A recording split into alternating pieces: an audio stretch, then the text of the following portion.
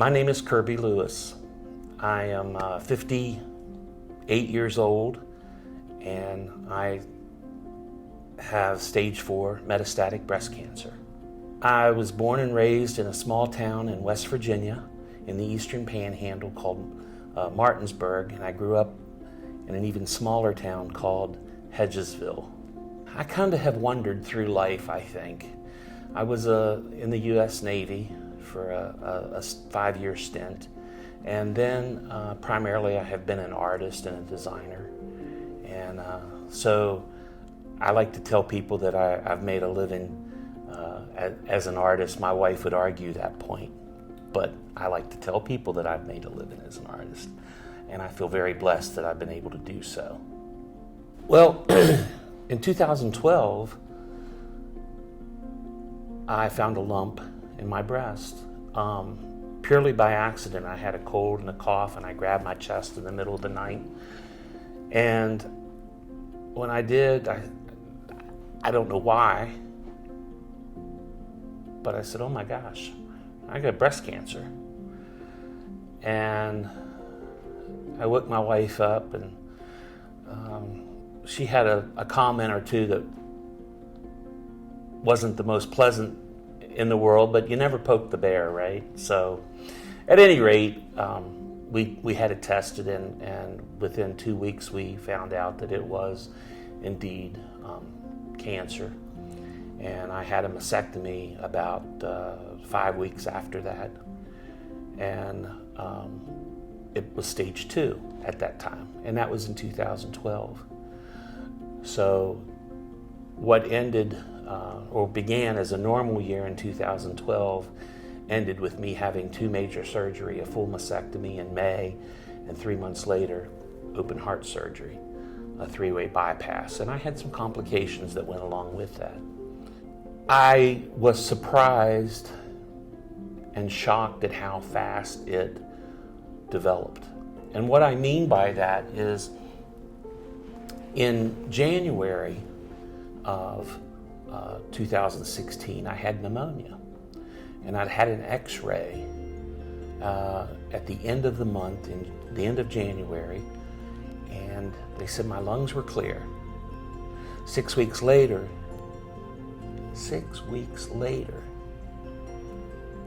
I mean, think about that, just 6 weeks.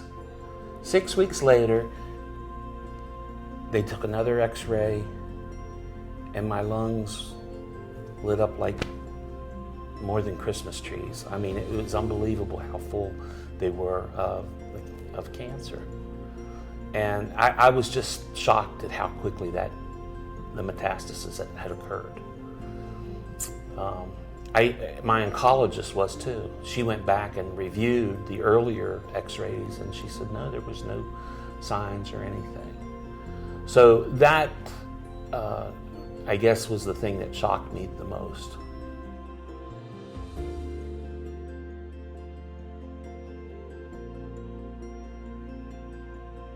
The things that I value most about my wife.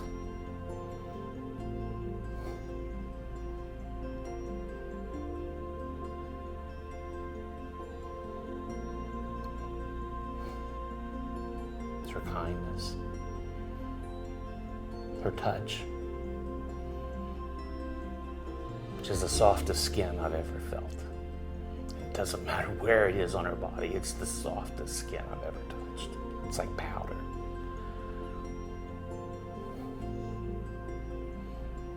Her heart is so open for me. It's amazing to be included and to know that you're included in someone's life to the level that she includes me. We don't have to be in the room together. We don't have to be within the state, but our minds always seem like they're synced. And we've been married a fair amount of time, 32 years, almost 33. And without a doubt, she is, to say that she's my best friend is unjust. It's just not a strong enough qualifier for the role that she has in my life. To say that she's my lover, it goes way beyond that.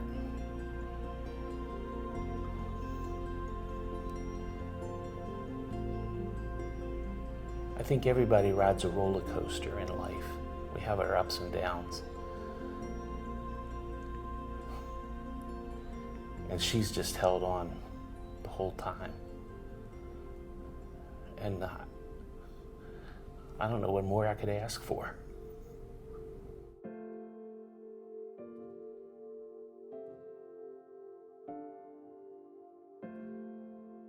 His love, Kirby's loving heart is the thing that attracted me to him in the beginning and still keeps me with him. He has a heart as big as the ocean. He is friends with everybody. He never meets a stranger.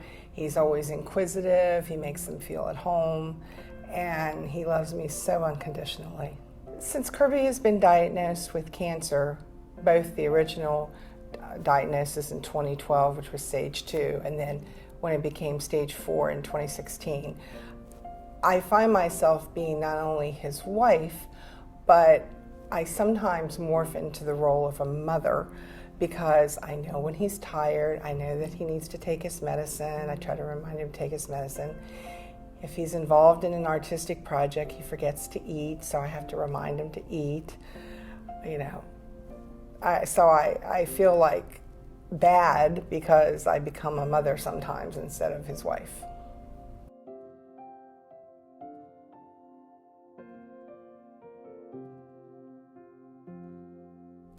My focus is about living more than ever.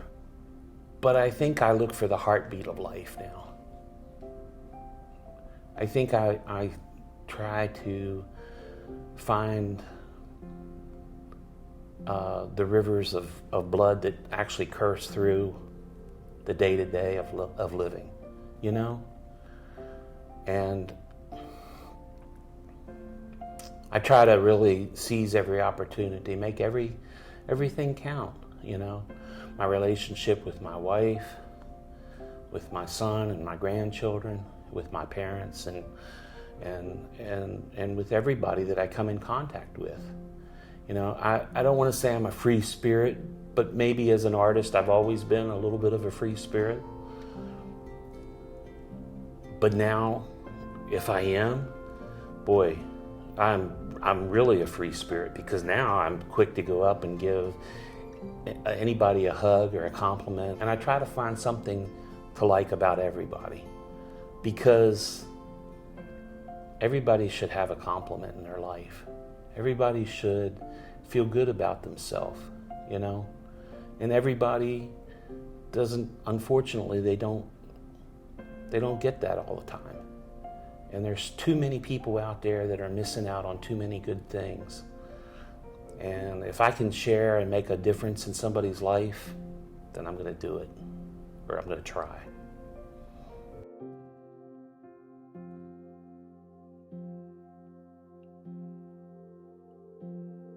I would hope that anybody that is watching this,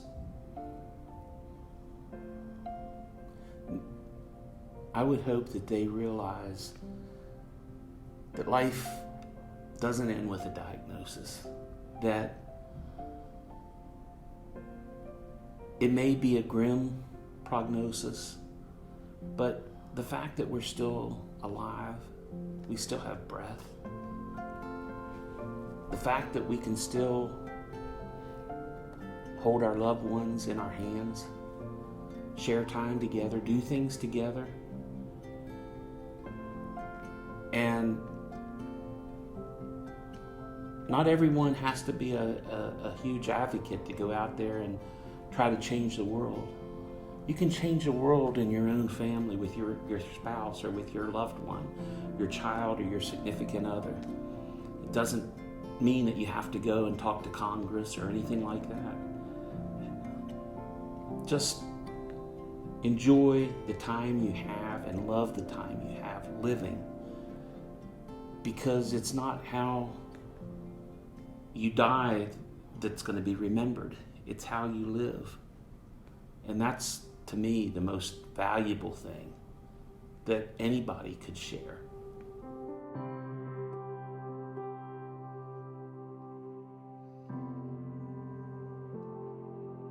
Emotionally, cancer has not affected our relationship at all.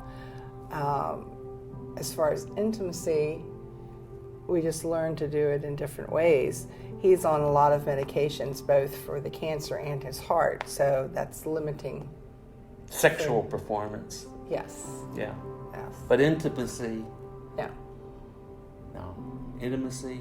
We're as close as ever. I saw an interview a number of months ago, and it was talking about, it had a couple on there that was talking about sex in the 90s.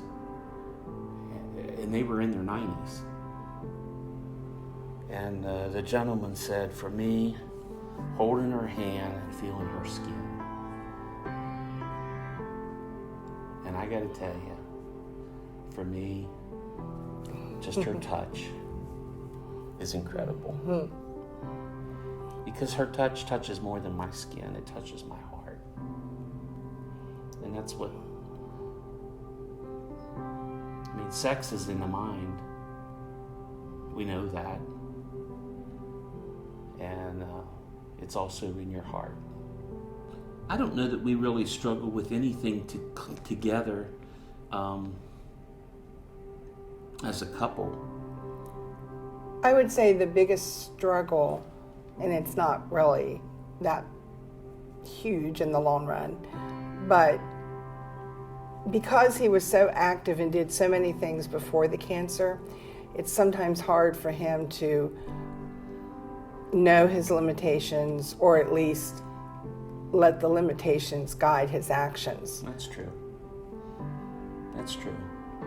You know, because he wants to still be doing the same things he did, and physically he cannot, but yet he tries to, and then something, maybe he gets sicker for a while because he overdid. Right.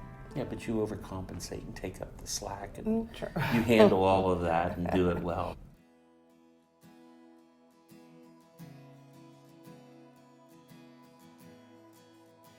I've gained weight. I've lost muscle mass. And those things bother me.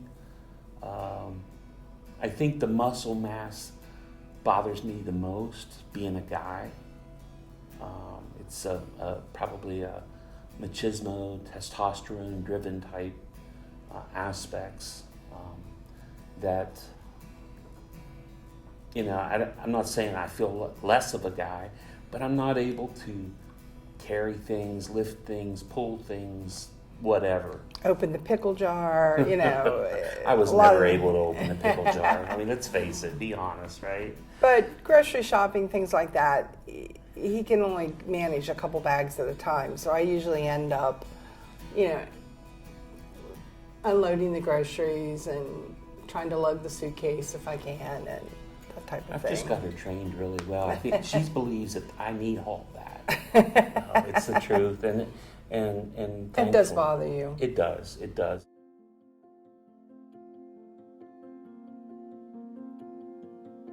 What makes us work as a couple?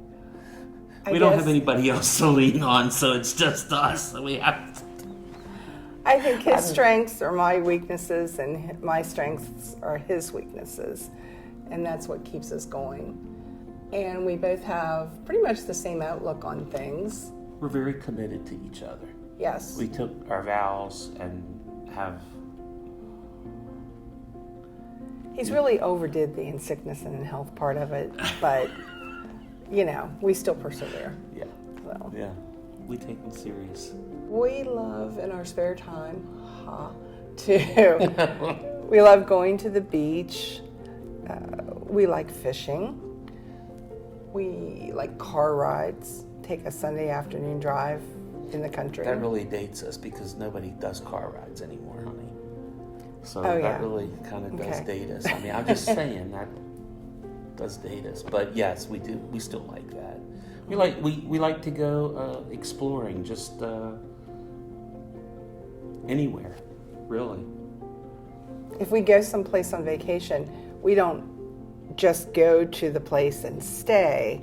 We are, exploring the area, asking locals, where's a good place to eat or what's something we should see while we're here, instead of just staying at one location. I can't imagine a day, an hour, without her being in my life. Years ago, before I even knew that, or the thought of breast cancer had even entered my mind, we talked often when we were going to bed, and how many times we had said, if we don't wake up tomorrow, that would be okay, as long as one of us wasn't left behind. Because it's just,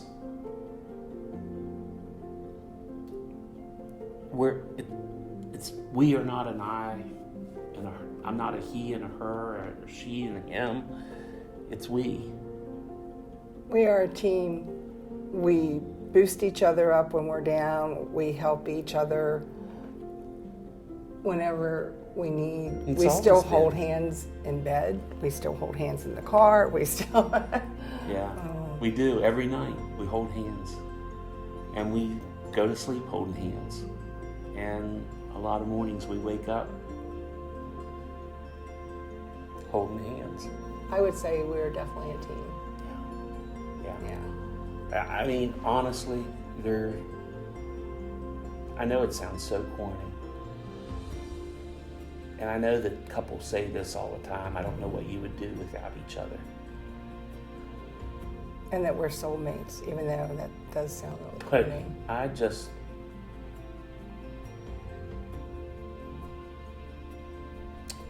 I can't imagine if the roles were reversed. If it were she that had breast cancer.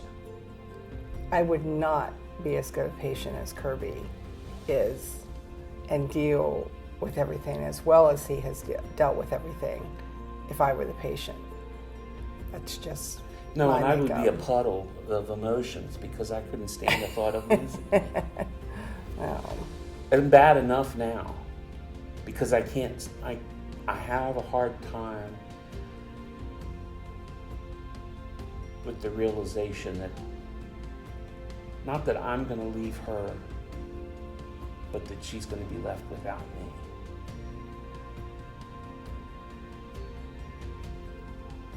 And I hope that doesn't happen for a long